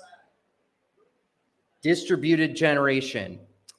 So before initially, it was only, right now, there is a 1% cap statewide when it comes to distributed generation of renewable energies in the state of Michigan, not just for DTE, but in the state of Michigan. There are efforts right now in the legislature to remove that cap, but for the time being, we're not waiting for those efforts to be successful because they've been, not gonna lie, been dragging their feet on that. So we are going to make sure that we are going to get DTE to commit to a better cap. 6% is the new cap. Ideally, we want that cap to be removed. We don't even want there to be a cap. But we believe that we're moving ourselves in the right direction, and it is buying us a little bit more room for success as we start to work along the way to make DTE service area to adopt more renewable energy resources. And then finally, something that we're very, very proud of here is the allocation for low-income assistance programs. Initially, we put out a very specific number that is smaller than this total number, but it was for specifically for financial assistance for low-income residents in the service area, to not only to be able to afford renewable energy resources being installed in the form of rooftop solar on their homes, but also to be able to financially support them when it comes to the pathway that they need to get there, which is energy efficiency installations in their homes, improving their home infrastructure so that they can actually start to take the important steps that will make it possible for for rooftop solar energy to actually be able to do its job that it's meant to do. One of the biggest hurdles that we run through right now with the Grow Solar Highland Park Detroit program is that people's homes are too old and too out of date. The infrastructure is not up to snuff. And unfortunately, it's that very awkward middle ground of work that doesn't have very many resources out there to help people get the work done.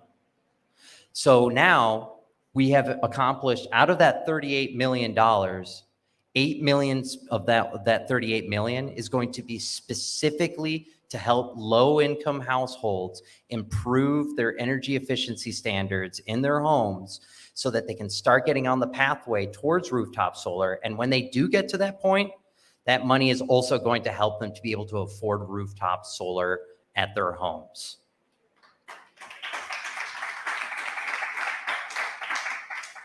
The IRPs in general are very complex things. It's not as black and white as a rate increase proposal. A rate increase proposal is, do we get more money or do we not? And when I say we, DTE. Obviously, from the perspective of a community, hell no, you're not getting any more money. We're not going to give you any more money, and we're not going to make it easy for you to get any more money. That's an easy decision to know where you stand. With IRPs, they are very complex, very broad and involving proposals. And in this process, Jackson, how many months now has it been? How long has it taken us to get to this point? 3 months of hard negotiations and about 10 months since they filed the plan. Yeah, so 10 months total.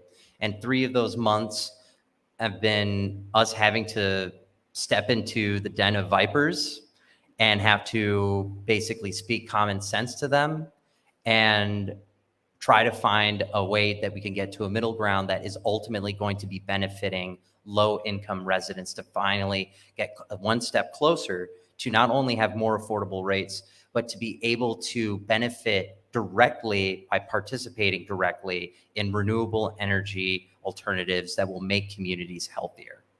Not everything is perfect in this IRP that has been settled. If it was our way, we would have had that it include so much more, but we feel that we're starting to move in the right direction because before, as I mentioned at the beginning of this, they used to receive no resistance and they used to get everything that they wanted. And now, because are finally getting them to the point where they're begging and pleading to communities to get them to the negotiation table, that means they are starting to buckle and they are starting to break and they are starting to lose their level of influence that they've been having as a blank check in the Michigan Public Service Commission. So, as I said before, and this has been said very publicly to all parties involved in the settlement negotiations and also to the community, just because we're coming to the negotiation table, that's not a flare to DTE to let them know that we're willing to negotiate with the rate case. It's an easy decision that we're going to make. No negotiations. You don't get a rate increase, period. We're not going to budge on that, and we promise you we're not going to budge on that, and we're going to continue pushing them on that. But I'm really proud of the work that has been done by the Abrams Law Clinic, by Mama Gloria at We Want Green Too, by Solidarity, and by Jackson's Copel, because I think this is going to make a huge difference. Thank you. Yeah. Yes. Yeah. hmm No, so statewide, unfortunately, when it comes to state policy, the 1% cap is still there. Unfortunately, even though that there have been drafts floated out there with the state legislature, nothing has been proposed to the House floor or to the state Senate. There have been multiple delays for one reason or another. But when it comes to what a utility provider does, they are legally allowed to operate on any cap that they want. It's very similar to the lame. Initially they were using the lame excuse of oh, I'm sorry, it's state law, 1%. It's like, no, that's just a state standard that is telling you that. You can actually do better independently yourself. Just as similarly like what they were doing with the $25 credit for power outages. They were saying, oh, our hands are tied. We can only give $25 or $75. No, there's nothing against the law of you being able to refund your customers more money. You can give more money. This was us basically telling them, you can't use that as an excuse anymore. It's a lame argument. You can do better and you should do better. That's what that 6% result is all about. Did that answer your question?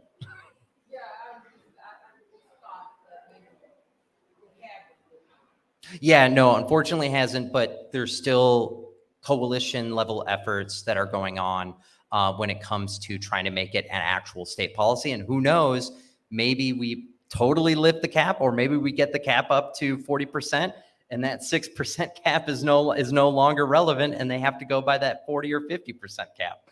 So, Jackson. I also saw a look on your face earlier, like, I have a point of correction on that graphic, so.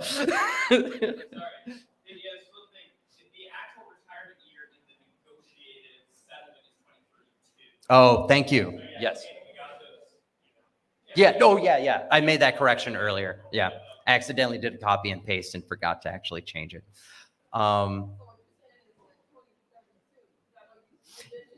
Yeah, the coal retirement year. Mm-hmm.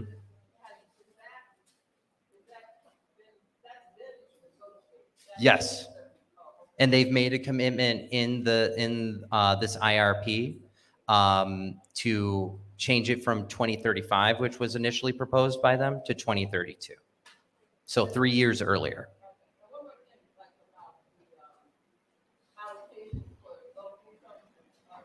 Yes.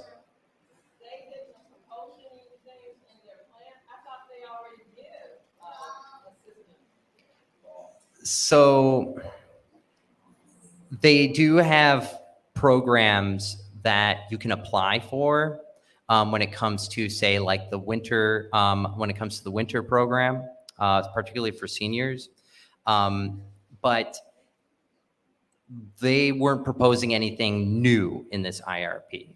So that what those $0 represent is that they weren't doing anything beyond what they were already doing before. And that the 38 million is basically increasing, their commitment beyond what they're doing right now. Mm-hmm.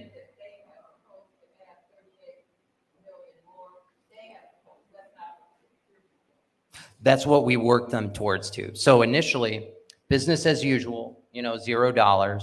DTE's plan, $0. And then what we've been able to get them to go to. That was one of the biggest sticking points for us when we went to the negotiations table. Yeah.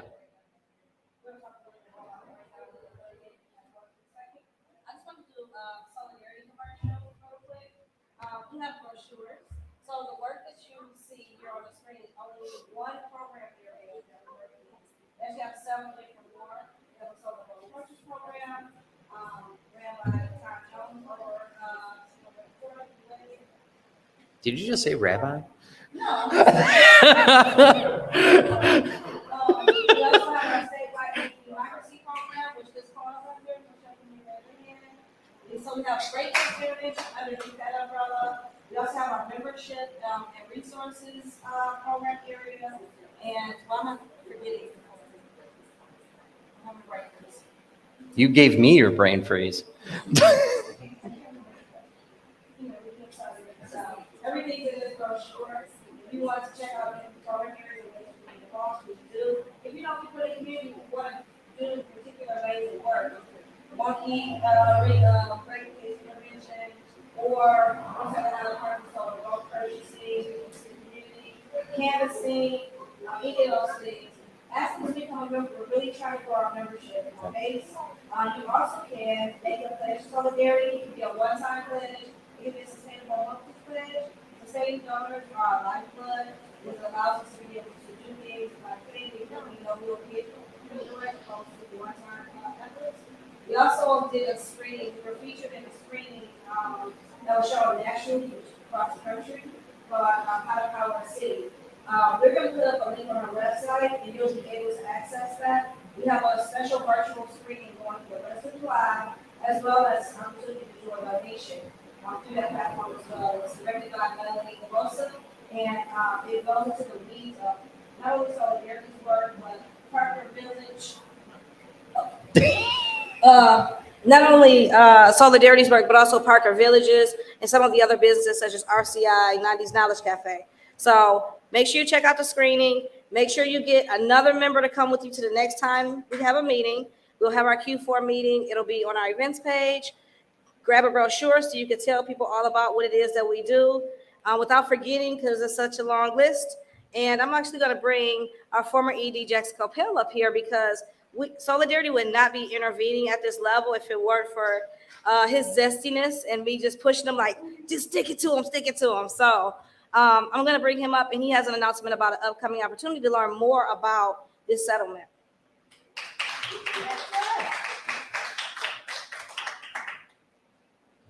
Hey, everybody, and congratulations to our new board members. I'm so excited. I'll also just say a word for Camille, who can't be here because she's in California, but I think she's watching the YouTube stream right now. And actually, so Camille was one of the student lawyers who worked with us in the early years when we started intervening at the Public Service Commission. That has it took 7 years to build the kind of leverage position relationships where we were at the table for negotiating these kinds of agreements. So I'm very excited that y'all get to meet her and connect with her as a board member. It's very cool to have folks who've been involved with us in all these different ways coming in to support in these new roles. I am a very lucky person because I got to spend a lot of time working on building this organization and then have other qualified people take over all the day-to-day organizational stuff so I can go yell at DTE in various legal proceedings, which is very fun for me. And I will say this process of negotiating a settlement agreement was huge. I will say we had a lot of allies who stood with us more so than they ever have. So settlement negotiations are all confidential. Only the parties to the case can actually say what's going on. So there was a lot of me having check-ins with Raphael and we're we can't talk to all our allies about this, but we got to figure out how to make the right call. So hard. But what we came to was, I think, a settlement agreement that moves the ball forward on energy democracy, on community-controlled implementation of solar, as opposed to it all being DTE and big solar developers. And what's important to say is settlement agreements offer something to all parties, right? And what DTE got was a lot of fiscal security on their closing coal plants. They got a lot of sort of guarantees and protections that they're not going to be fiscally screwed by those coal plants closing down. And there's a lot of work to do to make sure that that doesn't end up on all of our backs as ratepayers.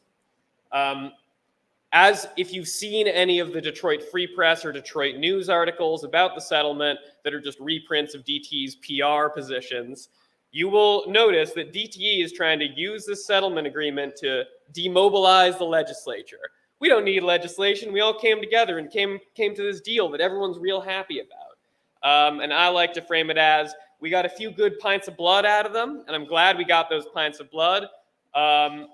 This settlement is not everywhere we need to be.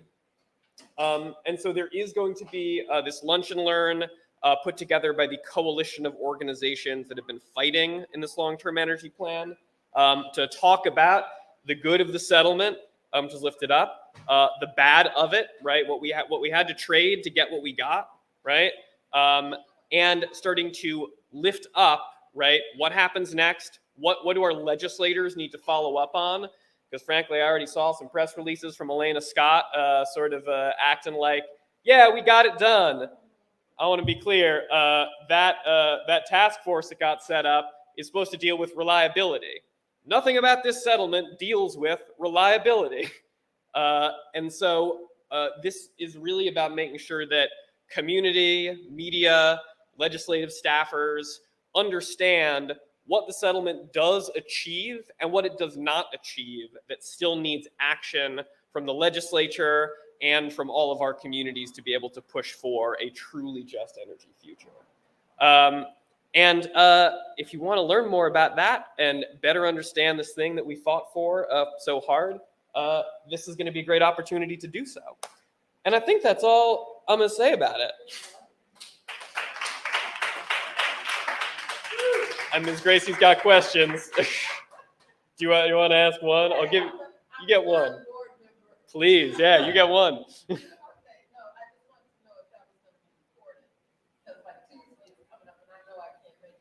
Yes, I will confirm with Erica that it's going to be recorded. We will have the slideshow with the information from it will go out. So I'll make sure there's a recording that can be circulated afterwards. Well, thank you very much. Yeah. Thanks, y'all. This is fun.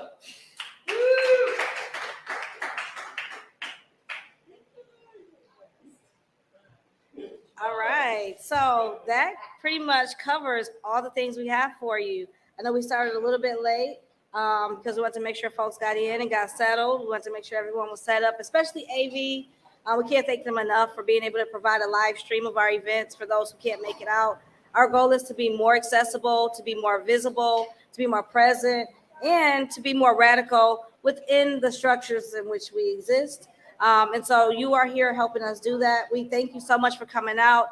I just want to thank, she's not in the room, of course, when I get ready to thank her.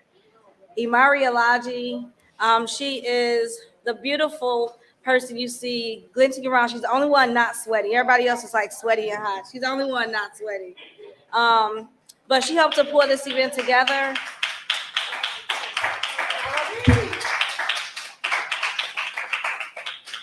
Okay, we'll just applaud again when she comes back, and she'll be surprised. And everybody look at her and applaud really loud. But I also want to thank the staff team. Without you all and all of those really long meetings, 4-hour-long meetings to pull things like this together, it wouldn't be right. It did. That one meeting was 6. For the staff being able to multitask, it's really difficult to do the work of like the event planning, the mobilizing, technical analysis. We do a whole lot. We carry a lot on our shoulders, and I would not be able to do any of this work, or we would not, as a community, be able to see these benefits without that team. Our board has been very impactful in helping us to make some of those executive decisions at that level. And so our new board members, I know that y'all have a lot of experience, but you got your work cut out for you. I'm a little bit of a firecracker as an ED. And so I just want to say that to my new bosses now. So when we have our board meetings, we don't have to have a lot of sidebars. I just want to also thank Mama Taliba and Mama Akanke, who always hold down our registration section.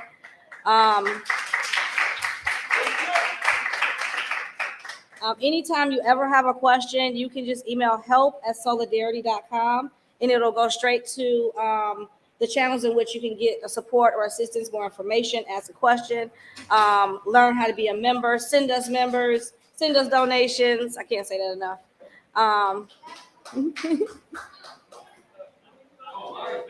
Oh, Imari's back.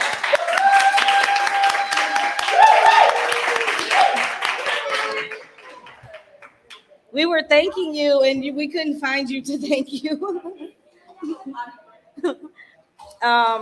And so we also will have some fundraisers coming up. Remember, I told you about the fundraiser with the How to Power in City screening.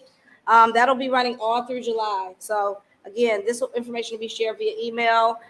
We have our hoodies, a little too hot for a hoodie right now, but get it for winter. We also have our Solidarity t-shirts. We're gonna have more merch. We're working on our website. As you can see, some pages work some days and some days it don't because we're working on them. And yeah, I hope to see everyone come up. Oh yeah, we also have an updated membership form. So it does not look, it's just like black and white. You're able to make your donation right there on the spot. And we're using a really cool platform that doesn't charge us those extra fees. So all of your dollars are going straight to Solidarity. And I also want to shout out again, Odessa, for holding down the voting station.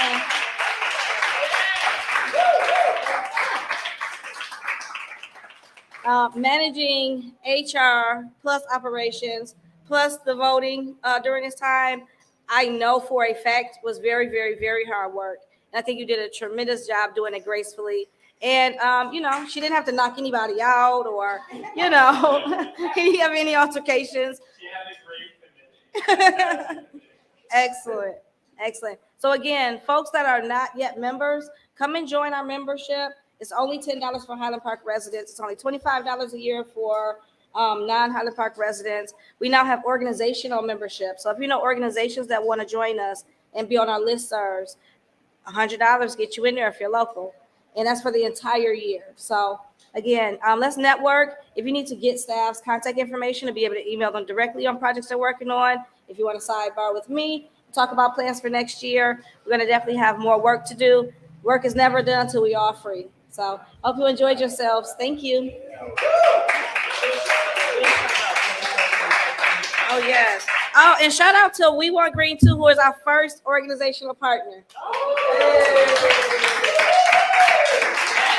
I'm sorry, organizational member. They were already a partner, organizational member. And as Shamika said, membership for Highland Park is $10 a year. Membership for non-Highland Parkers is $25 a year. But you know what? We really need sustaining members. We need monthly sustaining members. So if you can give $10 every month, you will really boost what we're able to do. All right, y'all. We're gonna play some music. You don't gotta leave very quickly, but by 2 o'clock, we're gonna start cleaning up. So enjoy the mimosa wall, enjoy talking with one another, and we hope to see you again soon.